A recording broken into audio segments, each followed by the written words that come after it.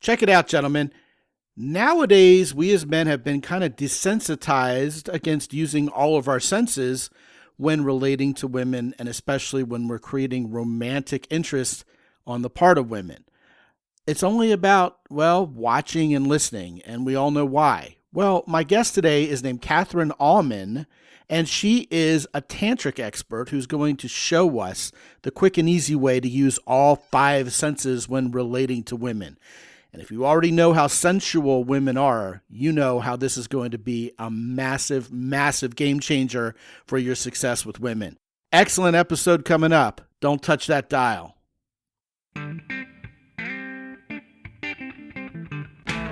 Live from the mist-enshrouded mountaintop fortress that is X and Y Communications headquarters, you're listening to the world-famous Mountaintop Podcast. And now, here's your host, Scot McKay. All right, how's it going, gentlemen? This is your main man, Scot McKay, coming at you again with another episode of the Mountaintop Podcast.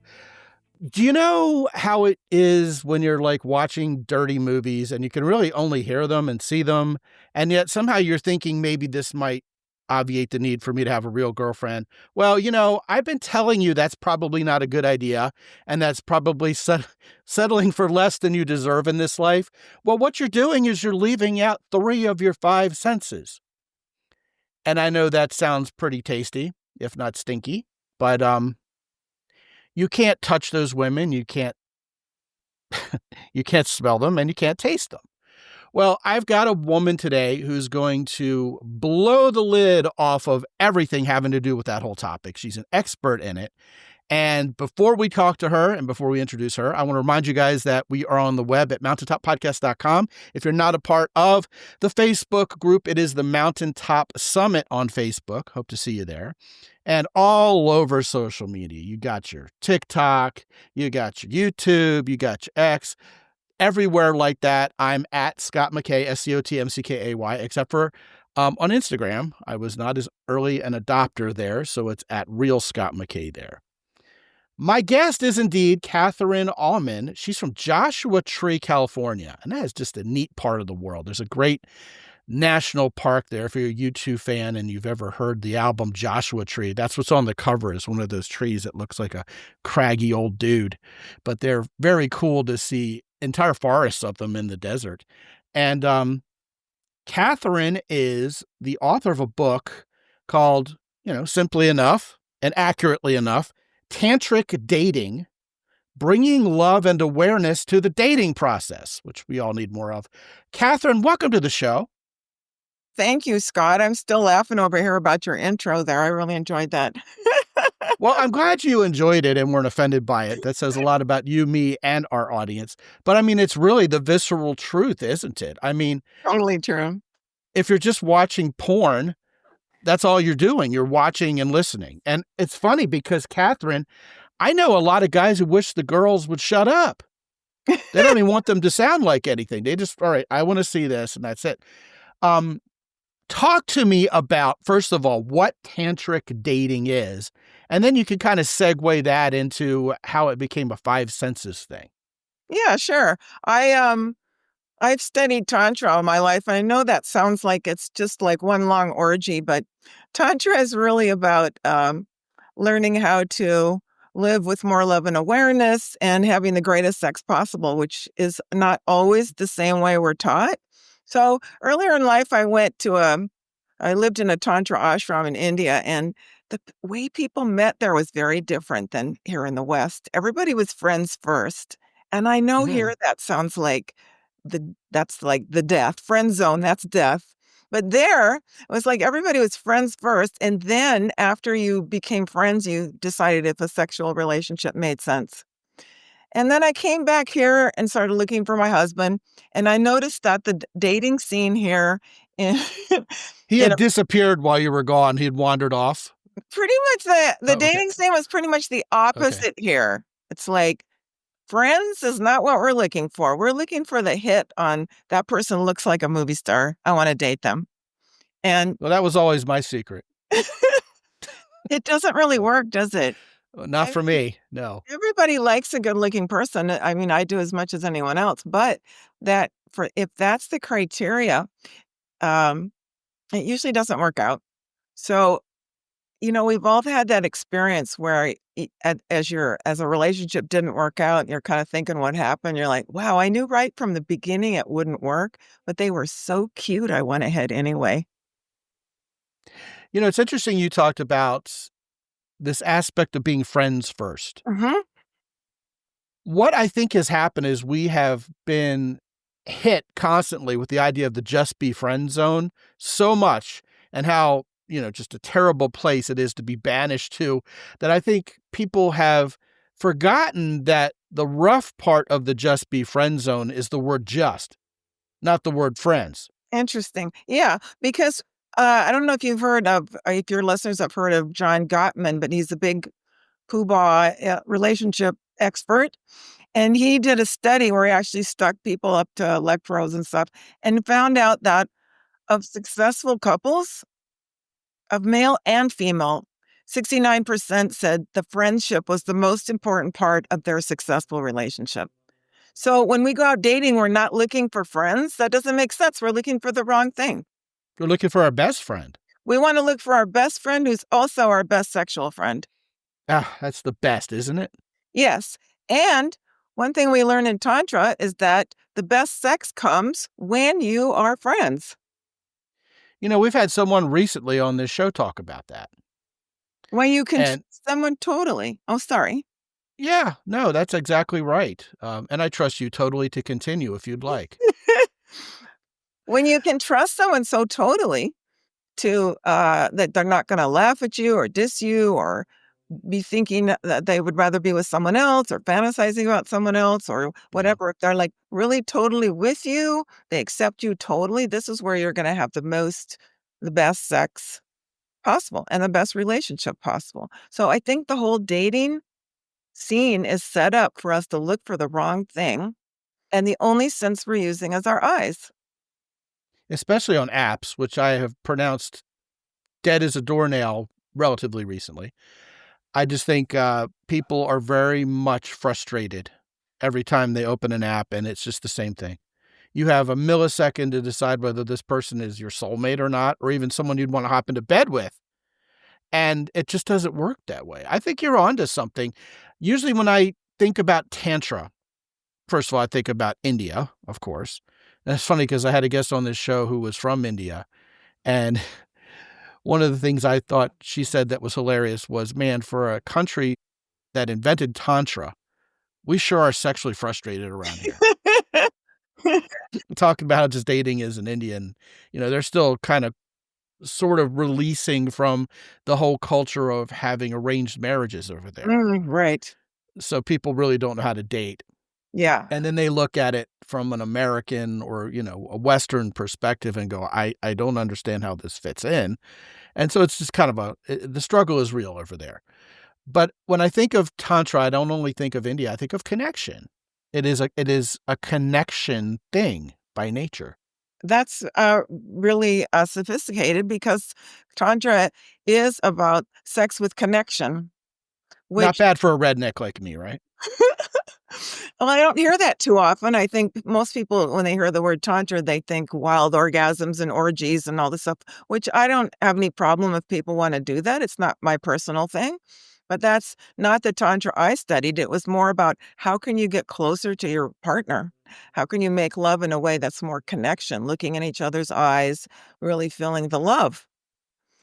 So when we want to date with our all five senses, what we want to do is notice that our eyes are telling us one thing. So when I was out dating, I would notice, okay, I noticed that I've been brainwashed to think that person's good looking, they'd be a good partner for me, and go, not necessarily. It's a halo effect, isn't it? Yeah, not necessarily. I want to talk to this person, find out who they are. I want to go have coffee with them and see if they make fun of the waiter. I want to find out if they do any kind of volunteer projects. I want to find out if this is a good person. One thing I teach people about dating is, how your dog or dogs can walk up and tell somebody's not safe? Usually by sniffing their butts. Well, we're not going to sniff their butts, but I hope not. Yeah. I'm not. Maybe some of your listeners are, but I actually had someone muse on this show. I wonder if we were, as devil may care as the canines are, if we would actually do that. If we something we actually want to do, but we're just, again, to use your word, too sophisticated. I don't know. I didn't have a good comeback for that one. what I think is we all have that little dog inside us that maybe wants to do that, but is able to suss out a person's energy right away. And I think we should pay more attention to that. I agree. How does this person feel? Because basically, making love or sitting with your partner on the couch watching Netflix and hanging out, you want to be able to be completely comfortable with this person. So Absolutely. what we're doing is we're checking in our bellies, I think, when we're dating and going, do I feel comfortable with this person? Does the little dog inside me go, yes, or you better get out of here no matter how cute they are? So there's the olfactory sense, at least being alluded to there. A lot of times we hear about how attraction can be very pheromonal, which, I mean, isn't directly olfactory, but obviously if someone stinks, they're not going to be sexually attractive. I don't know. I have a friend in Canada who says it's all scent. It's all smell. I don't know about that. I'm not For really, women, I think, very much. I'm not really attuned to that myself. I think it's more in a feeling sense of I want to tell myself the truth about what this person feels like. If I feel intimidated by them, that's not a good sign. Right. But sometimes we want to date people because we feel intimidated by them and we think this person will look good on my arm. And that is fine if you want to do that, but it's probably not going to turn out to be the relationship you're looking for. It's kind of fleeting, isn't it? Yes. Once the novelty is gone, Yeah, the relationship. I got this hot person. But who you want to have at home is the person that you can just Netflix and chill and feel and build a friendship with them that is long lasting, if that's what you're looking for. Yeah, I mean, if you can live a normal life together as a couple, that's a very good sign. If you can enjoy the mundane together, because I think in this highlight reel culture we live in, Catherine, a lot of people think, well, especially guys will think, if I can't give this woman a nonstop 24/7, 365 adventure, she's going to dump me for some playboy in a Gulfstream 4 who can. And I just don't think that's realistic. Meanwhile, just like you're saying, a lot of guys are thinking, okay, well, this chick is the hottest, sexiest mom I've seen in a long time. And, she's almost too good to be true. So I'm going to ignore every red flag she's throwing at me because she's hot. It's kind of what's colloquially known as hot girl privilege around here. Oh, I hadn't heard that phrase before. I like that. Oh, no? Yeah, well, yeah. And what happens is, I think a lot of times, especially younger women, let's face it, when they're getting a lot of positive male attention from men, they can just let their personality traits kind of drop. They can be kind of nasty, kind of mean, kind of selfish. This of course lends itself to all sorts of ways we can enter into relationships for all the wrong reasons, all the transactional reasons. But it seems like a lot of guys won't let that go. And it is totally visual. And Catherine, we hear men are visual, but we would do well to mix in a few other senses, wouldn't we? We would. I think everybody's visual now. I think that used to be true, but I think everybody, including myself, is on social media all day long. Visual, visual, visual, visual. So I don't think that's that's just men anymore. I think everybody's visual. Eating disorders have gone up in men because they feel like they need to be more visually attractive for women. So it's not just men anymore, in my opinion. So we can enjoy the visual, but we can understand we are being hypnotized in a way that's probably not for our best good. Because the society benefits from unhappy people.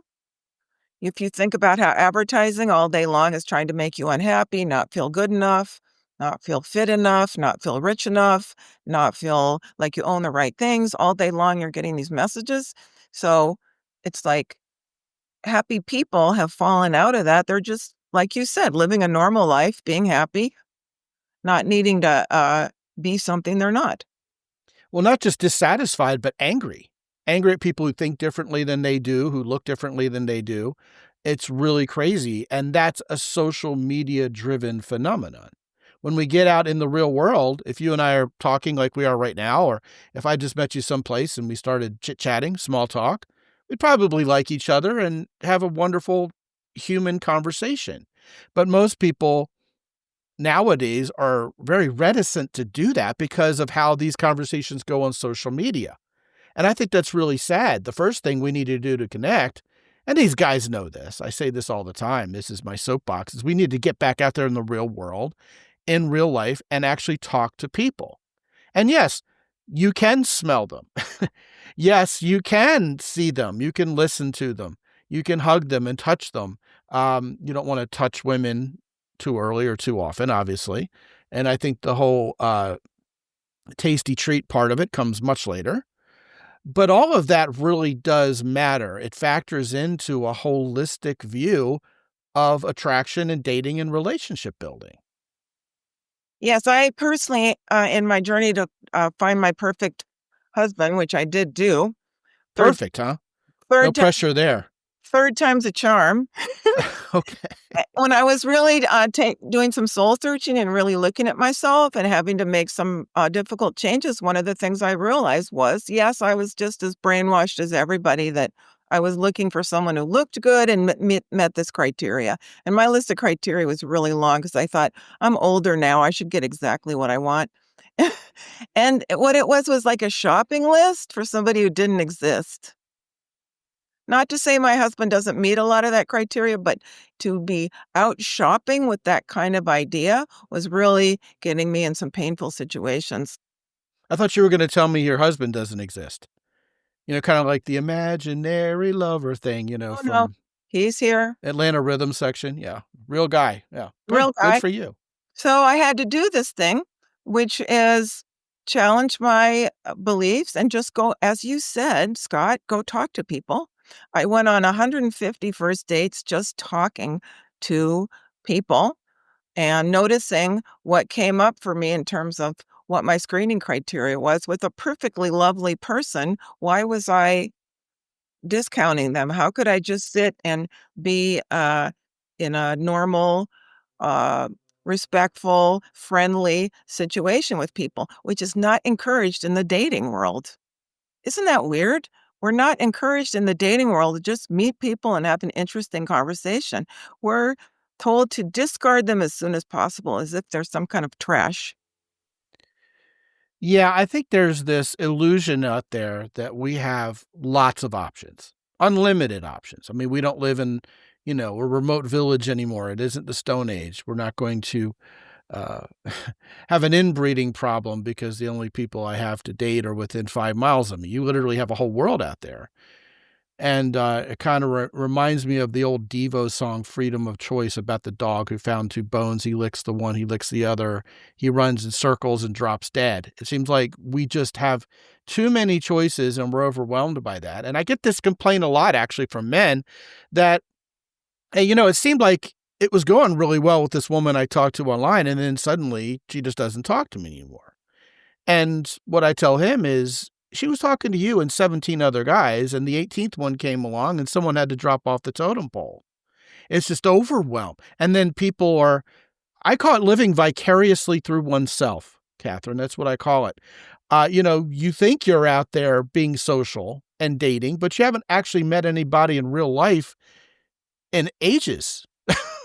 And we tell this to ourselves. Yes, my book about tantric dating is about just show up and meet people for coffee and spend the 45 minutes to an hour that you're sitting there at Starbucks with them, figuring out you can use this as a way of personal and spiritual growth to figure out what's wrong with me, that I can't just sit here and enjoy being with this other human being, that I have to be going, not pretty enough, not smart enough, not this, not that, not that, not. That's what dating teaches us. Instead, how can I just enjoy being with this person that I'm probably never going to see again and just have a human conversation and develop in myself those skills if I never had them, or bring them back if I used to have them.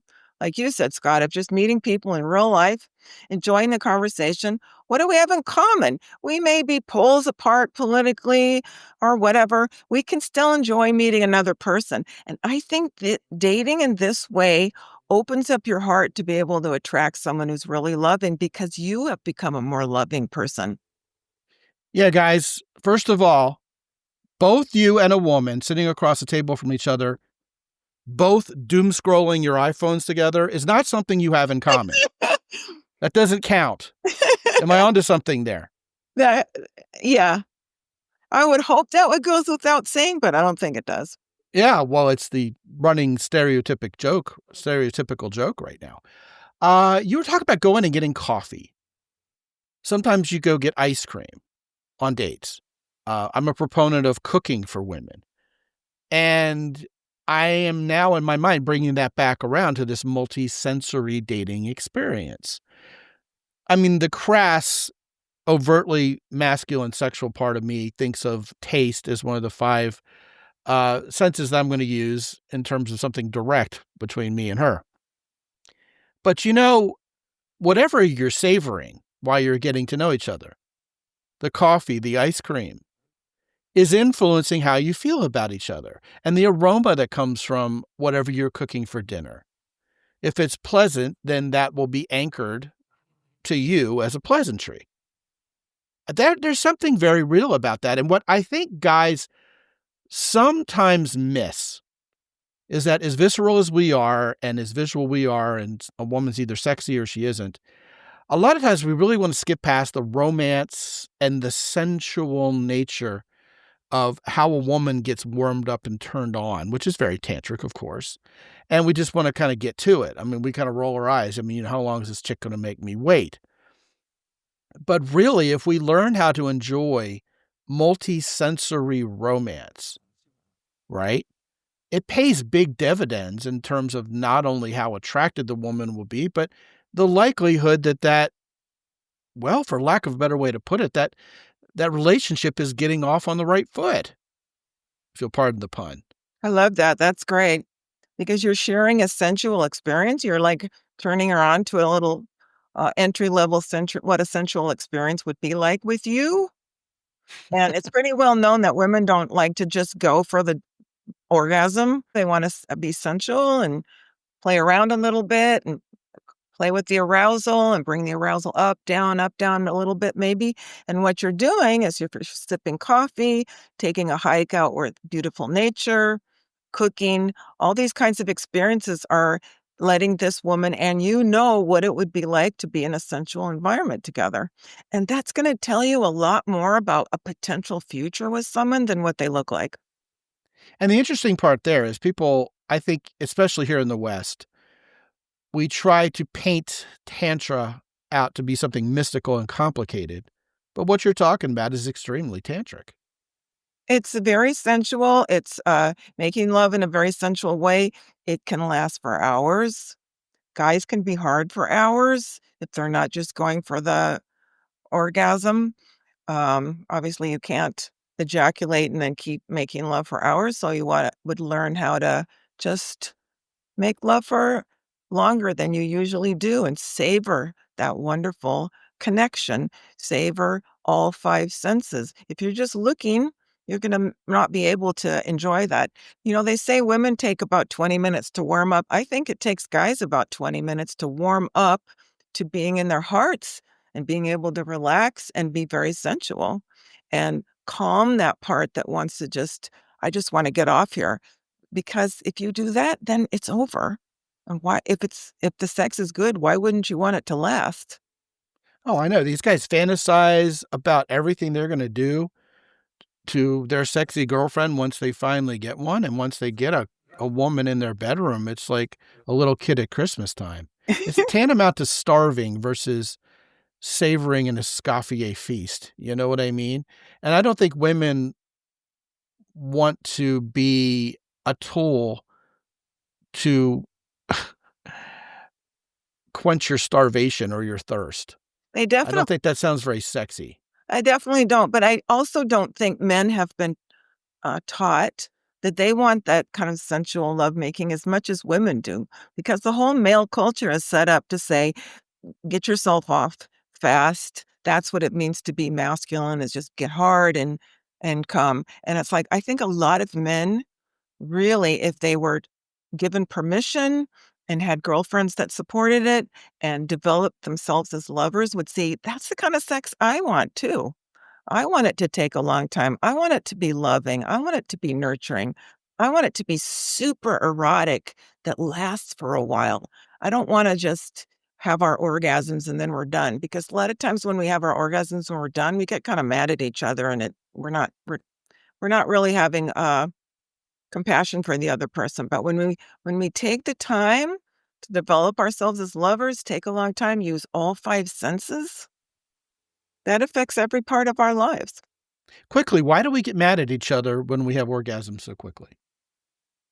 Well, I think that a lot of times expectations for connection weren't met. It's like we really wanted to connect with our partner and we didn't. We just got off, which is fine. Getting off is fine. But a lot of times it's not what I was looking for. I was looking to connect with you in love, and instead we just had this orgasm. And that might not be something I know how to articulate, but the heart knows what it wants. Yeah, I think that's fair. Several things here. First of all, I want to reach back about 5 minutes ago in this conversation, and you were talking about how guys can stay hard for hours. I think the opposite effects can happen too. Not only is it more exciting more immediately to have a connective experience, a tantric experience, but if you employ some of these tantric techniques that I know of and that we're actually talking about already, um, if you're having performance anxiety, if you're having a hard time getting it up or a difficult time getting it hard, um, once you start focusing on this other person and the connection, it's amazing how that anxiety leaves you, and what do you know? Things start working and functioning as advertised. So I wanted to make sure that was brought up. I think this idea of men not wanting to warm up but just get straight to the main event, I think it's valid. I think it's something that demonstrates to women how much sexual experience a man has, and also, importantly, how much he actually likes women as opposed to just having sex. Because if you have a woman and you appreciate everything about her femininity, you're not only having a deeper experience, you're communicating to that woman, I care about you as a humanoid, not just as a masturbation tool. Mm-hmm. Right? Definitely. Yeah.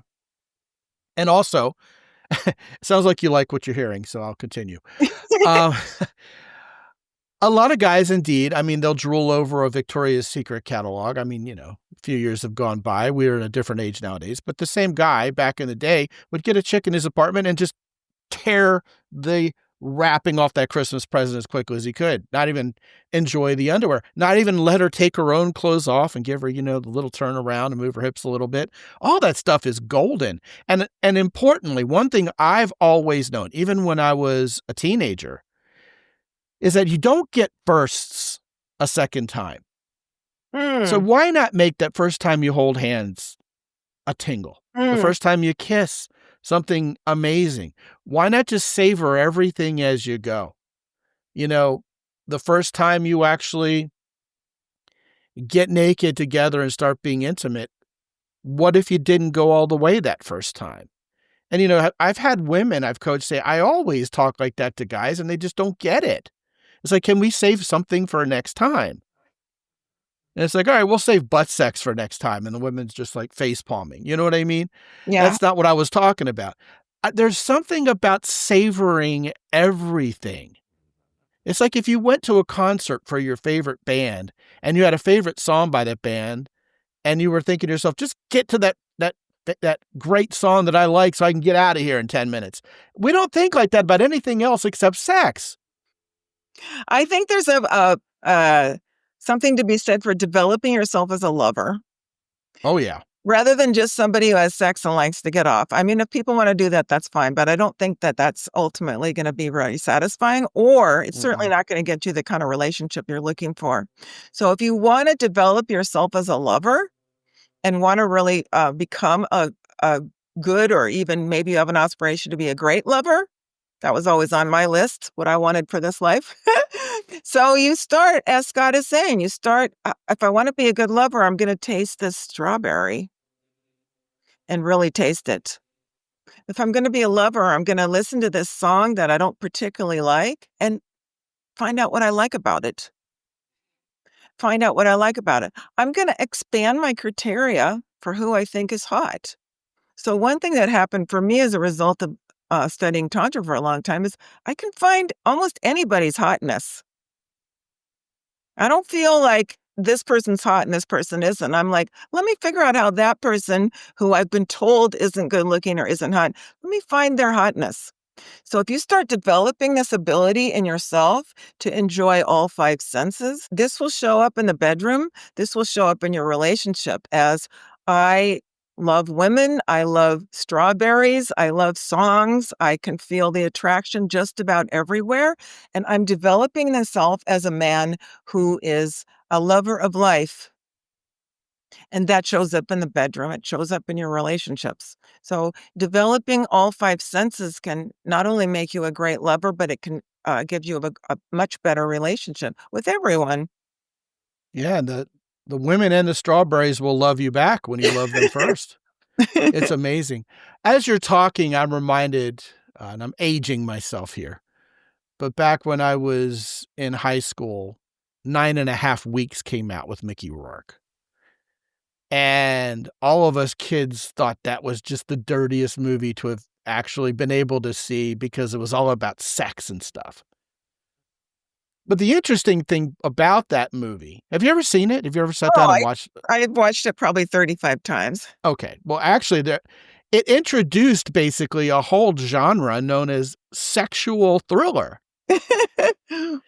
And the thing that's really interesting about 9.5 Weeks isn't anything actually pornographic or sexual, but it's just this delicious, tempting, tantalizing wait for the next sexual thing to happen and just ramping it up and flirting and turning romance into something just incredibly horny.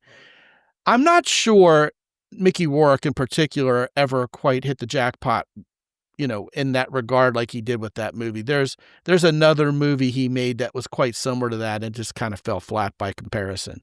Something that took place in Brazil. I can't even remember the name of it. You remember that Mickey Rourke movie? Wild Orchid. Wild Orchid it is. You're absolutely right. My wife and I actually watched that in a foreign country on vacation. Not 9.5 Weeks, but, and kind of a little more violent, actually, than 9.5 Weeks. But the whole idea of dripping hot candle wax and ice cubes and takes that chocolate strawberry. All of that was 9.5 weeks-ish stuff. Nobody had really thought about that yet. Yet it is absolutely about waking your body up and experiencing this multi-sensual feeling to be sexually alive, which I think is what this is. When you go on an adventure, especially if you've been a couch potato for a long time, what do you say when you come back from that something that felt just a little dangerous or a little out of your comfort zone? It's like, wow, I felt alive. Right? Mm-hmm. And I think people are just dead inside. And I think the porn and the social media and the sexpectations just throw cold water on that hotness you're talking about all the time. I totally agree. And that's why Tantra is a lot about this thing we're talking about, which is educating your senses. So we'll sit with another person and just rub their skin with no expectation of anything else. Mm-hmm. Or we'll sit there and we'll talk about really, really intimate things without any expectation that this relationship's going anywhere, just so we can get comfortable with the habit of being with another person, being sensual, being honest, being open. You talked earlier about guys who might have trouble with erection, and usually that means they're not in a situation where they feel totally safe. And they may not want to admit that because, I'm macho and I'm fine, I'm not feeling afraid. But if the relationship is not totally safe, if you're afraid this woman might laugh at you or give you some grief for in the moment your body's not cooperating, then it's that's what creates the situation. So usually in that situation, more communication is called for and learning how to be able to talk really honestly and intimately. And that's another thing we practice in Tantra. What do you think about this? I feel as if we, the collective royal we, get a little jaded over the course of our sexual experience as humans. And I think we would do well to go back and remember what it felt like to have that first kiss as a teenager. Because I think after your body count, and it's a term I don't like, but I think it somehow fits here. I think after your body count, which I mean to me would be a soulless sexual experience you're talking about, gets high enough, you're just go, all right, here we go again. I'm horny. You're horny. Let's do this. Boom. That was good. I think you may have more skills. You might have more staying power. You might even be more romantic. But I'm not really all that sure if there was one single time post-divorce, when I was between 35 and 39 dating, that I ever traced a woman's forehead all the way down to her lips and expected her to bite my finger. Right? I never had a woman stick her tongue in my ear. All these things we did at the 8th grade dance, we don't do as adults anymore. Not to be really crass, but one time there was the 69 position was happening, and the woman, who will remain nameless, was like, I haven't done this since I was 17. I was like, what, are you kidding me? You know what I mean? But even that just gets kind of forgotten about. We don't know how to enjoy. The novelty has worn off of all that fun, flirty stuff. And yet, I mean, as a high school kid, maybe you're not going and doing the wild thing because you're not ready for the sexual experience to go all the way. Lots of girls aren't, of course, and that's terrific. So you invent all these ways to be horny with each other, and I think they just all go by the wayside. And I think the first guy who steps up to the plate and brings sexy back in that respect, as opposed to the Justin Timberlake respect, which probably, getting her naked by the end of this song. But I think there's something to that. I think the first guy who steps up and does that would be a hero to women. I think what you're talking about is that sense of exploration. And novelty, and this is fresh and fun, and just enjoy things other than actual put the round peg in the round hole.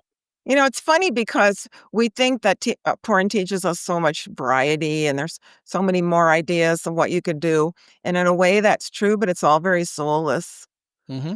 It's agreed. Do this thing, you can do this thing, you can do this thing. I mean, it can be educational to find out all these things people are doing. I mean, there's a lot of things in there I never imagined, which is there's also woman-friendly porn, which tends to incorporate a little bit more of what we're talking about, but not to the extent to which we're reaching for it. So if you become curious with your lover, and like you said, explore the inside of their ear, or kiss down the forehead, as you were saying, or all these kinds of things, and just explore what that might be like for you, that's very tantric. You're bringing a sense of, there's this famous saying, I'm sure everybody's heard it, by Heraclitus, you never step in the same river twice. And no experience we're having have we ever had before or will ever have again. So you're meeting this partner that you've been with for 30 years or 2 weeks or somewhere in the middle there. You have never been with them before as you are right now. So what can you notice about this person that you never noticed before? Even this body you know so well, I never noticed that mole, or I never noticed this blush that happens right here, or I never heard that exact moan. That's so sweet. I never heard that exact thing before. So if you come with this, as you're calling it, this adolescent sense of wonder, surprise, what's happening here, that is a great attitude to enter a sexual experience with. You're going to have an encounter. It's like, what can be new about this?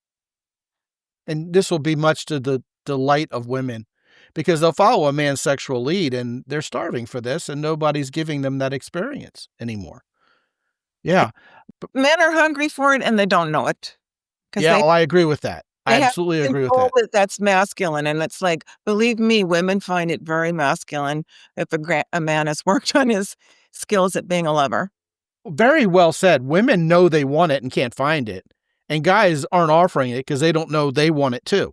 Exactly. I think that's very well said. Thank you. Like I said, last question. You're talking about the 5 senses.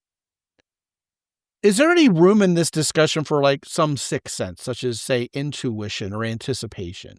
Or is that not in tune with the actual biological reality enough? I don't know about the biological reality, but absolutely intuition. I think that people have also found that there's room if you want to invite the divine or something spiritual. Some people Sure. some people are inviting some sort of spiritual thing to happen while they're making love, and this can be very profound for them. So that's not for everybody, but it's beyond the five senses. There's a lot available: intuition, creativity, imagination, and inviting the divine or the spiritual. These are all wonderful things to bring into the bedroom. I think we should have you back on a second time, sometime relatively soon, and talk about the sixth sense of sexuality. I would I love think we that. should talk about that. That would be a wonderful whole entire episode unto itself. That'd be Yeah. yeah. Fantastic. This has been a great show, and I love talking about this stuff, and I don't get to talk about this sort of stuff as much as I'd like to, frankly. Her name is Catherine Allman, and first of all, she has a book called Tantric Dating, This is and there it is right there. Whoomp, there it is. For those of you who are watching, for those of you who are listening, she just showed us the book. Tantric Dating, bringing love and awareness to the dating process. And if you go to mountaintoppodcast.com/Amazon, it'll be right there at the top of that Amazon influencer queue, as they call it. It's a douchey name, but really it just means I have a dedicated storefront on Amazon. And the latest author who's been on my show will be at the top of that queue every time. And in this case, if you're listening to the show within a few days after it came out, you'll find Catherine's book right there at the top of the list. Also, when you go to mountaintoppodcast.com/Catherine with a C, just like my oldest daughter. That's her middle name. Catherine, after her grandma, by the way. After her great-grandma, I should say. My grandmother was Catherine. You will find Catherine Allman's website, right? And that is CatherineAllman.com. And what will the guys find when they get there, Catherine? Oh, all kinds of things. There's videos. There's very inexpensive little courses you can purchase. They're like $19 on how to be a tantric lover, how to please a woman. All this is G-rated, believe it or not. You can. G-rated. G, not PG-13. I just meant it's not X-rated. It's R-rated. You're right. Yeah. Yeah, these are the kind of books in the elementary school library that, they want to burn and, what I think is rated is not what other people think is G-rated. So you're right. It's R-rated. Fair enough. Fair enough. I think that's great. Guys, go to mountaintoppodcast.com/Catherine, Catherine, and get you some. What a great show. You're just a delight, Catherine, and I appreciate your work. You're doing good work, and I hope you'll come back and visit us very soon. I'd love to, Scott. You've been a great host. Well, thank you. You've been a great guest. And gentlemen, you'll have a great time if you go to mountaintoppodcast.com. I don't know if it's as good a time as Catherine's tantric sexperience over her website, but you could definitely download Sticking Points Solved. Got big fun things coming up and already going on for you over there that you haven't seen before. Check out our sponsors, Hero Soap Company, the Keyport, and also Jocko Willink's company, Origin in Maine. While you're there, use the coupon code Mountain10 with any of our longtime sponsors to get yourself rizzed up as a real man, to look good, smell good, and just be prepared like a 38-year-old Boy Scout that you are, unless you're a 58-year-old Boy Scout. But you'll still be equally prepared. All of that and more is there for you at mountaintoppodcast.com. And until I talk to you again real soon, this is Scott McKay from X&Y Communications in San Antonio, Texas. Be good out there.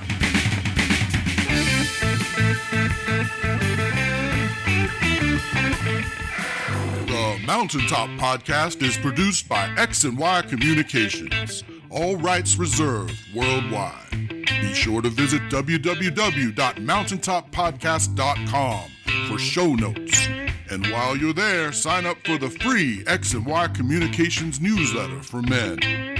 This is Ed Roy Odom speaking for the Mountaintop Podcast.